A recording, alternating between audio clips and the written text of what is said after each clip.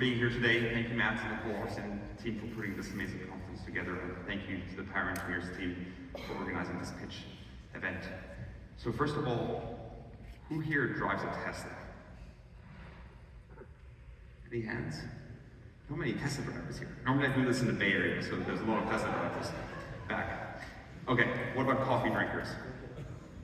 There we go. I love coffee drinkers. Why? You guys use a lot more power in the US heating up coffee every morning than charging Teslas.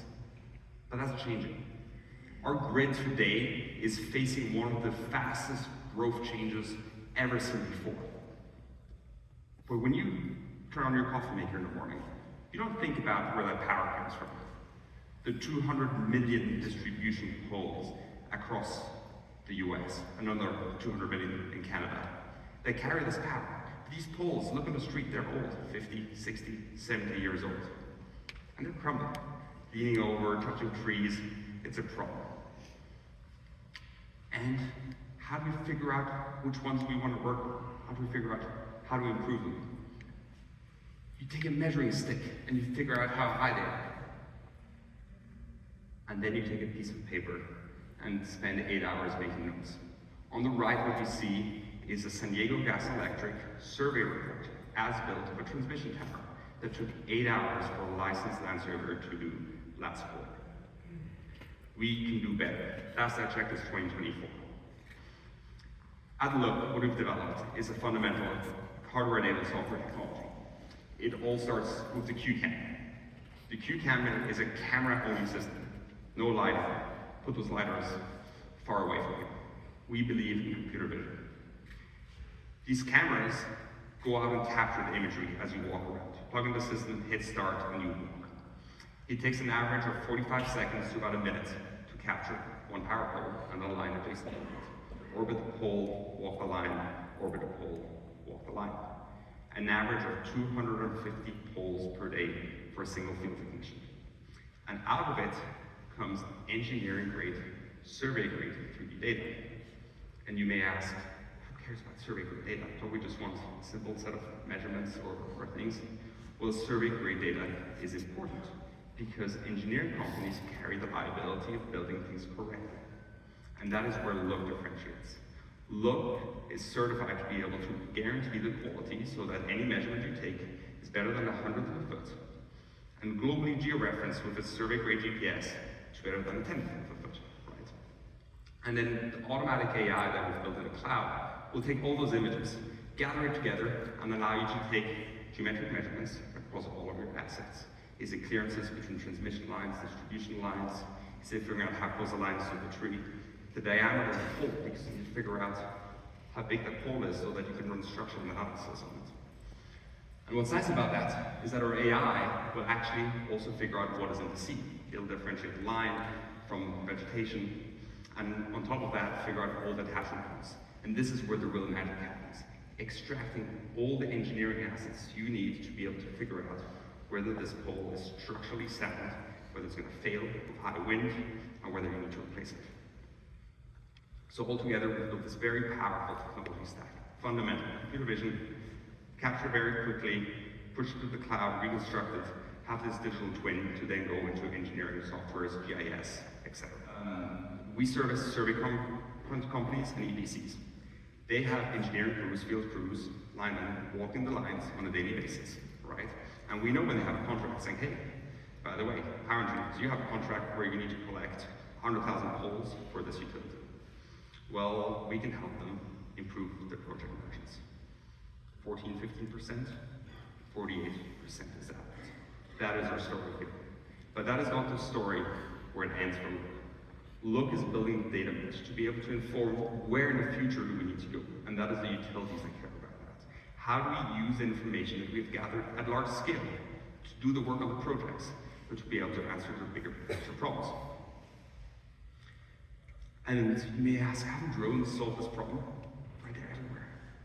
But let's look at a little bit on what really matters. When you're looking at a power, right, you care about the detail. The guy wire, the little wire on the side of the pole that hangs down, that pulls it down. Whether that's in a ditch on the side of a road, you can't always see that. When your line is in a forest, right, and you fly a drone, you can't always see the line from the line. And that is why PG&E, for example, they have over 1,000 field technicians walking the lines every single year. Looq has the potential to change fundamentally how data capture is done at large scale to be able to guarantee the most engineering high-grade data for all downstream applications. And where are we going? And that is the potential Looq is building. Our goal is to be able to use this information data to build the insights play, and that's to the utilities. Being able to predict, hey, using all this information, what is the tensions in the line so that we can figure out this whole risk factor to the utility? Is it going to fail in 6 months, 12 months, 24 months? The assets, combined with vegetation growth factor, all of that. And we're positioned to be able to solve that because of fundamental technological and data advantage to do that. So what we did, we looked at all the utility outages across the US. And the big parts you'll see is that trees are a big problem. Branches, limbs touch the lines, and you get an outage. During a storm, you get an outage. And the other big part is equipment failure, right? Having your crossarm fail, line comes down. Having your guy wire snap, all those details. But what's good is that Looq can fundamentally solve this. Looq can go to a utility with the insights based on the data that we are able to drop and say, hey, let's now tell you and help you. How do we reduce this O&M spending? Because O&M is the devil to the utilities. They want to capitalize their expenses, rate cases, right? So we're helping them shift towards a proactive method to figure out how to prioritize what needs to be solved to be able to defer O&M and make our grid more resilient. But this is not the end of Looq again, right? Looq's technology is fundamental.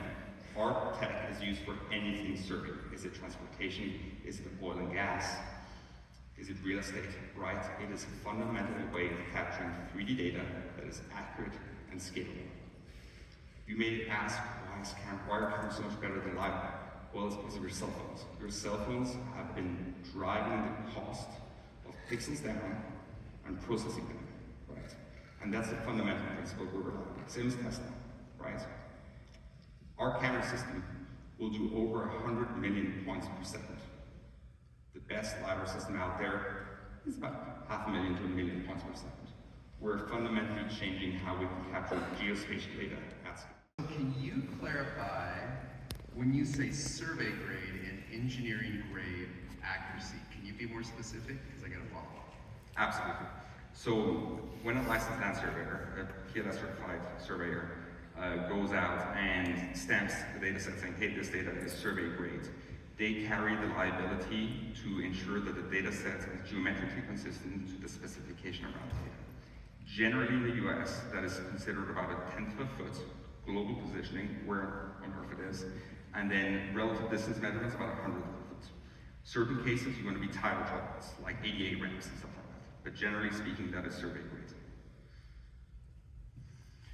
So Leica must be nervous. If you're saying you have a photogrammetric tool that's survey grade, Leica must be nervous. Now, just to be clear, I believe that photogrammetry at some point, combined with AI, Gaussian slab, whatever, is going to be taken over the world and probably taking the place of LiDAR. But that's me, that's my only opinion. But today, are you claiming that your technology is as accurate as a stationary Leica technology? I just want to be clear. So I challenge everyone to come out and try our technology and scan outside. And what you'll see is that our point density is closer down about millimeter to millimeter. Most of our data that we publish to our clients are downsampled by 10-fold because most tools today don't even know how to handle the data intensity. We can guarantee that come out of it. What we've solved at Looq is what has been an inherent difficulty in photogrammetry: doubling, misalignments, warping, global warping. And why have we solved that? Because of this. We're the crazy people that actually built hardware, right? We have geometric constraints in our system that allow us to constrain the photogrammetry and alignments to guarantee the data quality that comes out of it. When collecting the data, or you talked about one of the biggest issues being kind of trees encroaching on the lines. If the lines, a lot of the pictures you showed, lines are kind of out in the middle with no trees around them. But if they're in a bunch of trees, are there any challenges in terms of collecting the data around that? And then I have a second question after that. Absolutely.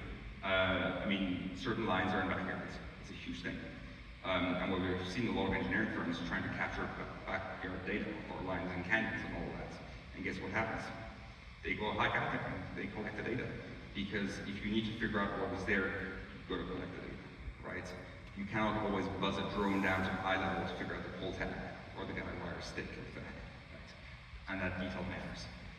So what we found is that, hey, it would be nice to just take high level data. Sometimes you just got to go boots on the ground and figure it out. And then the second question is there a next level opportunity to get this on a car and drive and do 10x in a day, or is that just technologically not feasible? Yes, stay tuned. Awesome. Did you have any challenges with manufacturing? Any defects in the first production run, or any challenges there? Yeah, so you see our little prototypes on the left. So we started over a rover, and they were like, robots suck, humans are great. So we went handheld. And then it started working, right? But there was a lot of considerations, everything from thermals to waterproofing to industrial housing, like this device here, right? This industrial gorilla glass, so it doesn't scratch.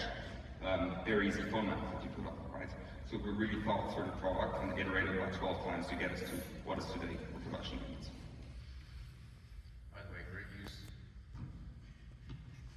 I'm on. All right.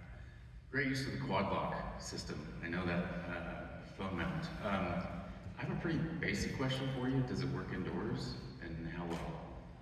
I didn't see that question. No, I didn't. I'm sure you get that all the time.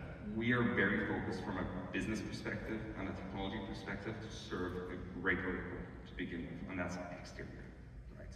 We're focused on survey, we're focused on overhead utilities, because that is where our technologies are incredibly disruptive, right? I'm excited to go back in the interior space, so stay tuned for that as well, but today we're really focused on exterior. Can you really quickly just touch on unit economics? How do you charge customers? Yeah, so we've switched to a unlimited data processing, so you get one of these devices as part of our software plan, and with that you capture as much as you want, every day, as much as you want.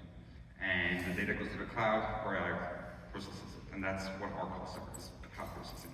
And then the hardware gets amortized, think about like a lease, where they get the hardware as part of the software subscription on an average basis. So, Thank you. Do you think you'll ever go back to trying to automate it with robotics? In parts, yes. I think it's going to be very specific where and how. I see a lot of opportunity on road-based capture for scalability. I see a lot of opportunity from some certain aerial perspectives. I see a lot of opportunity for certain difficult to access conditions, government conditions in areas. So that's definitely an area that we support. And you can put this on the spot. Many people do that, but humans are great capture devices, or people. So.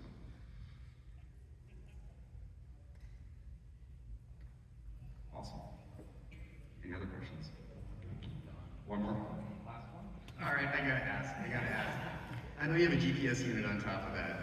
I'm curious, you need a base station. What is the calibration? What's the of that unit? Because I'm familiar with how those things work. But do you have a base station that thing works with, or will you just get post-processing? How does that work? Great question. So you have a bit of a survey background, or engineering background. So this is a triple band GPS receiver and antenna L1 and L2L5. We do raw GPS observations on the system that get encoded in our data formats, and then everything is post-processed. So think of it like a PPK, PPP hybrid that combines open source and closed source correction services where available to guarantee the data quality. So this is equivalent to a high-end differential GPS system. Okay, thank you. All right, thank you very much.